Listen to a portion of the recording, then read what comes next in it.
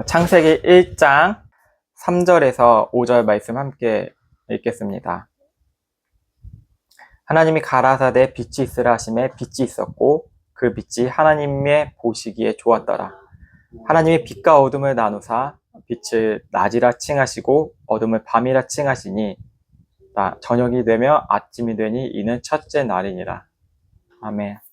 오늘의 제목은 하나님께서 처음 하신 말씀입니다. 안녕하세요, 몽목사입니다. 자, 시작하겠습니다. 믿음을, 성경을 지키는 것이라고 잘못 생각하는 분들이 꽤 많아요. 성경의 말씀을 지켜야 난 좋은 사람이 될 수 있다고 생각을 하는 것입니다. 그럼 과연 그럴까요? 우리는 성경의 말씀을 잘 못 지키죠. 11조, 주일 출석, 새벽기도, 예배 및 전도를 해야 믿음 생활을 잘 한다고 그런 착각을 하고 있습니다. 아니면 이렇게 생각하는 분들 계세요. 교회 생활은 적당히 하고 사회에서 도덕적으로 모범을 보여야 한다는 그런 믿음을 가지는 착각이 있습니다. 이런 믿음은 영혼을 등한시하는 경우가 꽤 많습니다. 사람들의 눈과 인정에 눈이 멀은 경우가 많다는 것입니다. 믿음이란 무엇이죠, 여러분? 나의 어두운 마음을 보는 것이에요. 믿음이란. 기독교의 믿음은 잘 지켜서 뭔가 해야지, 축복 받아야지. 한때 트렌드였죠. 한국교회 K축복. 그건 아니잖아요. 우리 마음에 무엇이 들어있죠? 잘 보세요. 렌즈로 확대해 봅시다. 우리 마음에 욕심이 있겠네요. 더 많이 갖고 빼앗는 것, 그런 거 있잖아요. 질투하잖아요. 가까이 있는 사람들이나 멀리 있는 사람들이나 잘 되면 시기하게 되죠. 사촌이 땅 사면 배 아프다 그러잖아요. 근데 저는 별로 사촌이 땅 사도 별로 부럽지 않은데 다른 거에 좀 이제 질투가 있긴 하거든요. 근데 부럽지 않은 척도 우리 해보잖아요. 또 무엇이 우리 마음에 있을까요? 음란함도 있죠. 공격성도 있고. 우리들의 생각을 사람들이 본다면 여러분 어떨 것 같아요? 매우 부끄럽겠죠. 참, 믿음이란 바로 이것이에요. 나의 어두운 내면을 바라보는 것이에요. 나의 어두운 마음을 셀 수 없죠. 어두운 마음을 그냥 내버려두면 더 썩어지고 어두워져 가잖아요. 강팍해지고. 해결할 수 있는 유일한 방법은 어둠을 물려가게 하는 강력한 빛이 비춰지는 것이에요. 이것을 복음이라고 합니다. 이게 믿음이에요. 어떤 믿음이죠? 나는 엄청나게 어두운 사람이다. 내 마음은 부패되었다. 소망이 없다. 내가 예수님을 믿었다고 했는데 막상 내 마음을 보니 정말로 부패된 거예요. 너무나 심각하게. 믿었다고 했는데 그냥 생각으로 믿었던 것이죠. 첫 번째 믿음이 바로 이거예요. 내 마음의 어두움을 먼저 확인하는 거예요. 무엇으로 확인해요? 하나님께서 빛을 비춰주심으로 확인이 되어져요. 그게 바로 복음이라고 하는 거예요. 많이 오해하셨죠, 복음에 대해서. 잘 지켜지고 행한다고 그것을 좀 위대하게 좀 보았잖아요. 뭔가 잘 성장하면 하나님께서 저 사람 이끌어가고 계시구나. 근데 그게 아니고요. 천천히 생각해 보자고요. 우리 마음에 무엇이 있냐? 바로 어둠이라는 것입니다. 여러분, 나의 나의 어두운 마음에 빛이 비춰졌죠? 이렇게 생각하시면 돼요. 마치 태양의 빛을 이렇게 사람들이 받잖아요. 뭐 착한 사람, 나쁜 사람 다 받잖아요. 근데 한 게 아무것도 없잖아요. 너 못됐으니까 덜 받아라. 이게 아니잖아요. 태양이. 햇살이 비춰지잖아요. 생명을 유지하게 돼요. 뭐 좋은 사람, 나쁜 사람, 뭐 도덕적으로 잘하는 사람, 도덕적으로 나쁜 사람, 뭐 상관없어요. 마찬가지예요. 복음이라는 것은, 믿음이라는 것은 내가 한 것이 하나도 없다는 것이에요. 하나님께서 믿음의 햇살을 우리에게 비춰주신 거예요. 우리의 어두운 마음에 빛이 들어왔다는 것입니다. 자, 하나님께서 이 세상에 첫 번째 하신 말씀은 빛이 있으라 말씀하셨습니다. 하나님께서 말씀하시기 전 이 온 세상이라고 얘기할 수가 없죠. 이 코스모스인 이 온 우주를 생각해 보세요. 무엇이 있었을까요? 끝없이 어두운 공간이었죠. 하나님이 말씀하시기 전에요. 우주가 끝이 없다는 거 아실 것입니다. 여러분, 여러분 몸이 우주 한번 딱 나간다고 해보세요. 여러분 엄청 두려울걸요? 당연히 두렵지 않을까요? 너무 엄청난 신비과 압도되면서 두려울 거예요. 그게 우주예요. 뭐 3대 몇, 700, 친 사람, 잘 친다, 운동 잘한다, 유명한 사람도 다 보세요. 가면 다 똑같아요. 하나님이 말씀하시기 전 상태가 바로 그 상태라는 거죠. 적막하고 혼돈스러워요. 생명이 있었을까요? 빛이 없는 곳에서는 생명이 존재하기 참 힘들어요. 어렵죠? 없다는 것이죠. 여러분 만약에 태양이 갑자기 사라지면 어떻게 될까요? 과학 채널은 아니지만 8분 후에 지구는 빛을 잃어요. 태양 빛이 지구까지 오는데 걸리는 시간이 약 8분 20초예요. 그리고 곧 기온이 급격히 떨어지고요. 일주일 안에 영하 70도로 떨어져요. 좀 살만할 것 같아요? 근데 몇 달 안에 지구는 완전히 얼어붙은 죽음의 행성이 되어버려요. 태양이 사라지면요. 지구에서 행했던 수고하고 무거운 거 많잖아요? 부동산 지금 열풍이죠. 또 막 들썩들썩하죠. 주식도 열풍이죠. 들썩들썩하죠. 코인에 아파하시는 분도 계시고, 치열한 경쟁하고 계신 분 계시죠? 전쟁 각 곳곳에 일어나고 있죠. 인간의 수많은 악행들이 종료될 것입니다. 광합성이 멈추고 산소도 줄어들면 모든 생명이 점차 사라집니다. 태양이 없는 걸로 인하여서요. 빛이 없다는 것은 생명이 없는 상태예요. 마찬가지로 우리의 혼돈하고 공허하고 흑암이 가득한 영혼에 필요한 것은 그 첫 마디가 하나님의 말씀이 빛이 있으라 이 말씀이에요. 하나님의 말씀이 빛이 비춰져야 영혼이 살아나는 것입니다. 이상하게 우리는 생각할 수가 있는데 설교를 들었는데도 내 마음에 빛이 안 비춰질 수가 있어요. 왜냐하면 그리스도를 설교하지 않으면 인간의 설교가 될 때 그런 현상들이 벌어지죠. 하나님의 말씀이 아닌 다른 것들을 이야기할 때 전달자는 그냥 빛을 가리킬 뿐이죠. 그 빛을 바라보는 것이죠. 우리가 살 수 있는 그 하나님의 첫 마디가 우리의 영혼에 빛이 있으라 이 말씀이에요. 더 나아가서 이 말씀, 빛이 있다는 것은 그리스도께서 우리를 위해 행하신 것을 선포하는 것이 바로 빛이 있으라 이 말씀이라는 것이죠. 우리의 영혼에 빛이 비춰질 때 무슨 일이 일어날까요? 어두움이 사라져요. 어두움인 상태를 생각해 보세요. 여러분 마음이 어둡다고 생각해 보세요. 그런 적 있으시죠? 뒤죽박죽거리죠? 어떻게 살아야 할지 방향도 없어요. 그저 어둠에 갇힌 사람들의 생각을 교육을 받고 영향을 받으며 살아갈 뿐이에요. 그래서 권위를 따를 수밖에 없어요. 인생이 뭐기 때문에 업적을 이룬 사람들을 본받으려고 해요. 트렌드라고 하죠. 유명한 사람들이 트렌드를 만들잖아요. 그것을 사람들 쫓고 무서우니까 어떻게 살아야 될지 모르니까 유행을 쫓는 거예요. 제가 러닝을 하면서 많이 이제 여러 가지를 공부를 해봤는데 공부까지 아니고 그냥 봤는데 언젠가는 코로 숨 쉬어야 된대요.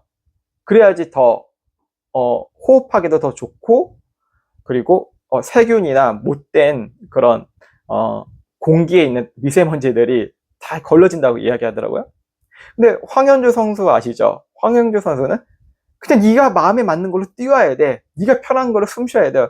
언젠가 코로 숨 쉬는 사람들이 다 입으로 숨 쉬고 있어. 러닝할 때 다리를 짚는 방법도 다르거든요. 전문가마다. 모르니까 권위를 따르고 있어요. 제가 그 다큐멘터리를 봤는데 멕시코 그쪽에서 아마 그쪽이에요. 남아메리카 쪽에서 그냥 운동화 별거 아니잖아요. 근데 찢어진 운동화로 우승을 한 소녀가 있어요. 그 소녀는 집에서 이제 학교 가는 걸 뛰어가요. 그렇게 훈련이 되었어요. 그러니까 정답이 없잖아요. 이 세상은 그렇게 이야기하잖아요. 방향을 잃어버린 거예요. 이 세상이. 진리가 사라지고 뭐가 사라졌죠? 말씀이 사라지고 빛이 사라진 곳은 이렇게 혼돈하고 혼잡하고 그냥 권위가 있고 그런 거 따라가는 거예요. 우리가 아파트가 요즘에 또 이야기하잖아요. 그 브랜드를 따라가자 그러잖아요. 그냥 사는 거잖아요. 일단 인간이 살아가는. 근데 유행을 쫓는 거예요. 돈 많은 사람들이 그렇게 하니까 나도 거기에 참여하고 싶고 우리의 그런 혼돈되고 공허한 상태라는 것입니다. 어느 작가가 말했거든요.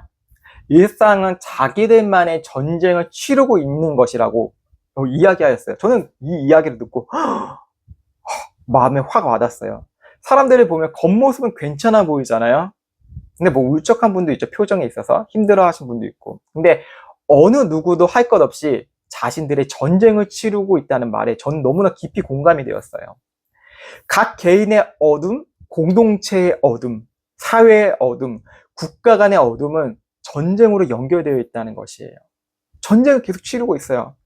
각 상황에서 치열한 전쟁을 하고 있는 것이 어둠 속을 헤매고 있다는 것입니다. 여러분, 교회를 다니신 분은 아실 거예요. 창세기 다음엔 어떤 구절이, 어떤 말씀이 있죠? 출애굽기가 있죠. 잘 아시죠?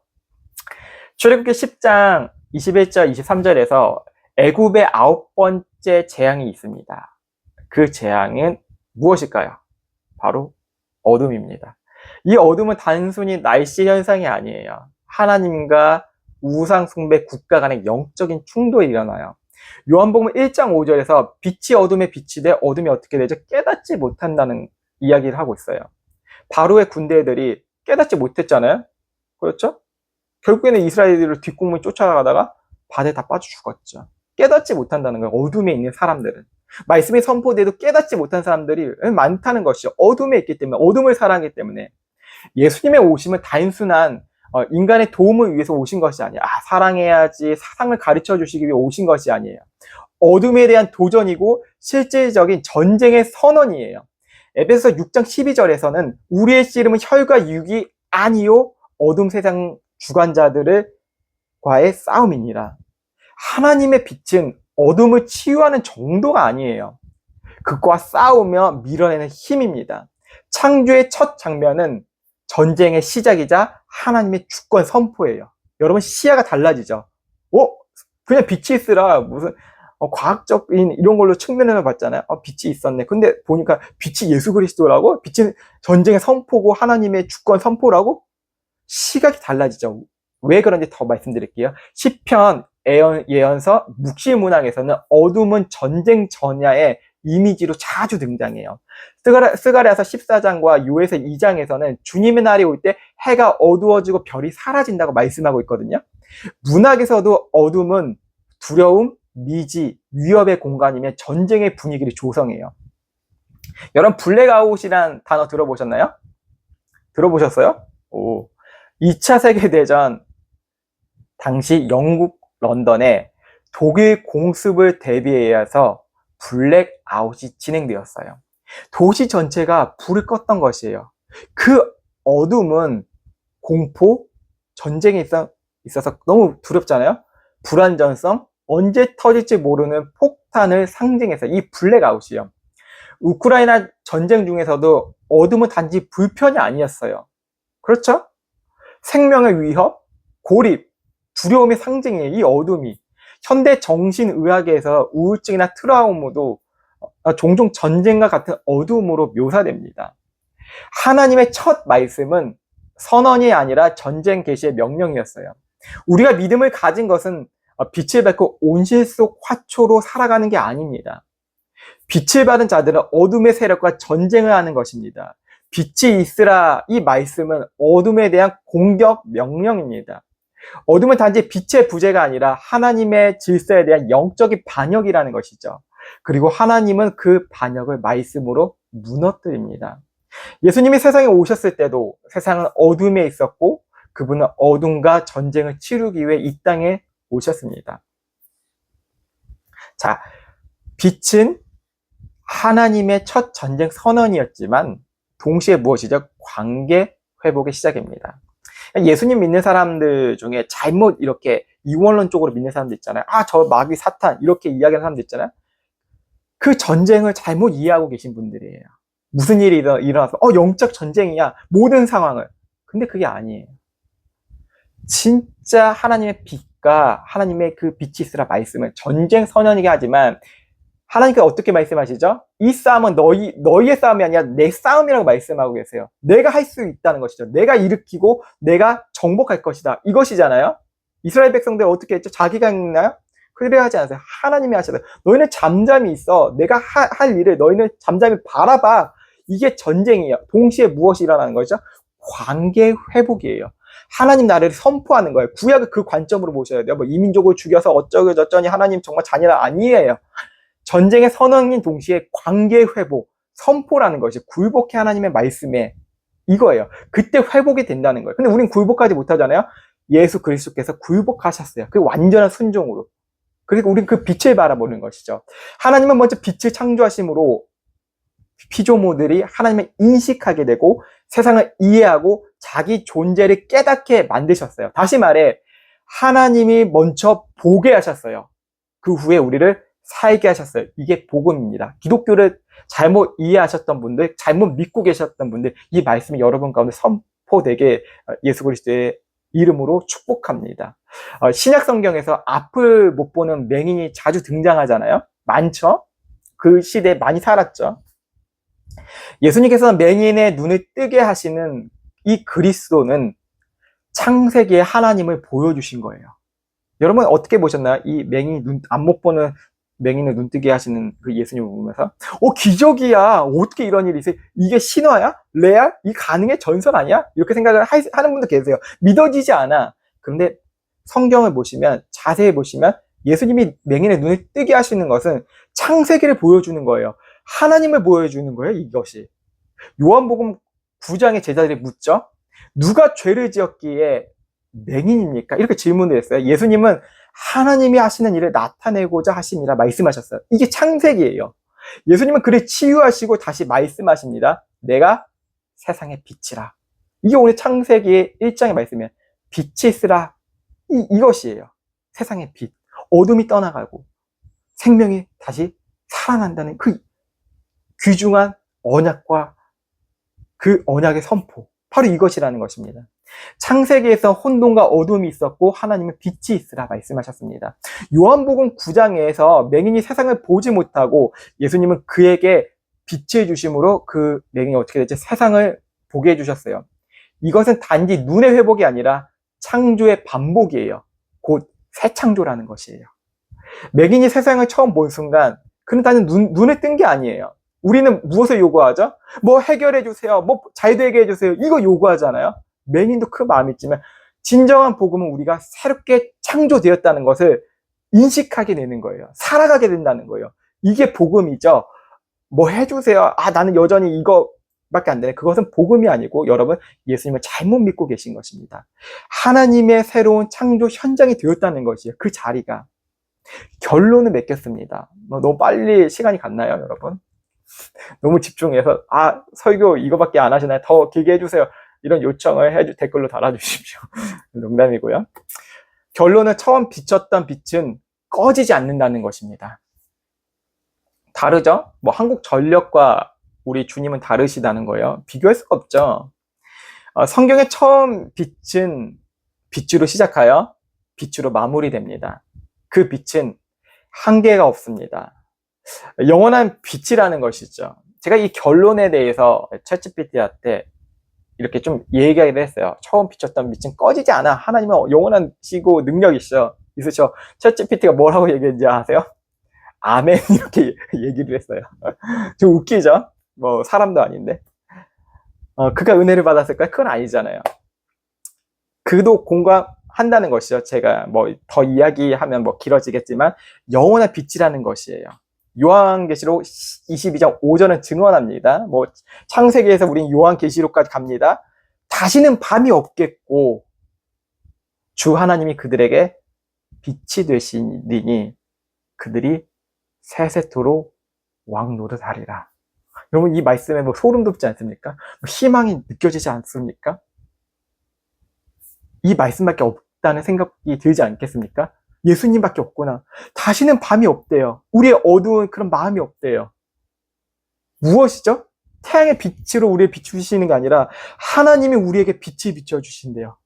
그게 본래 빛이 있으라 하신 그 말씀이에요. 하나님께서 처음으로 어둠 속에 비추셨던 그 빛은 단 한 번도 꺼진 적이 없습니다. 그 빛은 지금도 전쟁 같은 우리의 삶 속에 보이지 않는 고통 속에 믿음을 잃어가던 마음 깊은 곳에 여전히 말씀하십니다. 빛이 있으라. 이 말씀을 가지고 한 주간 승리하시며 영원하신 그 빛 대신 주님을 바라보시는 여러분 되시길 예수 그리스도의 이름으로 축복합니다. 기도하시겠습니다. 하나님, 우리는 참 어둠을 좋아합니다. 어둠을 사랑합니다. 사람들이 안 보이고 없는 곳에 정말로 추악한 일들 우리가 행하였습니다. 세상은 점점 마약을 더 즐기려고 하고 또 그것을 이용하여서 돈벌이를 하고 음지에서 일어나고 어두운 곳에 일어나는 일들은 더 많아지고 그것들이 또 수면 위에 드러나가지고 이것이 정의다, 이것이 인권이다 말하는 세상 속에 있습니다. 주님, 이 세대를 긍휼히 여겨주시고 불쌍히 여겨주시옵소서. 우리도 그들과 똑같은 어둠 속에 있던 어둠의 자녀였고 죽어가는 존재들이었습니다. 우리가 그들을 정죄할 수 있겠습니까? 그들을 판단하고 비난할 수 있겠습니까? 하나님, 우리에게 소망이 되신 예수 그리스도의 빛으로 말미암아 우리가 하나님의 자녀가 되었음을 선포합니다. 이 시간 고통 중에 신음하며 질병 중에 신음하는 사람들에게 예수 그리스도의 이름으로 축복하며 그 질병이 회복되며 새 창조를 바라볼 수 있도록 관계가 새롭게 될 수 있도록 주님 성령의 능력으로 치유하여 주시옵소서. 모든 시간과 아픔은 다 하나님께 있다는 것을 인정하며 겸손으로 하나님 앞에 나아가는 우리 모두 될 수 있도록 주님 함께하여 주시옵소서.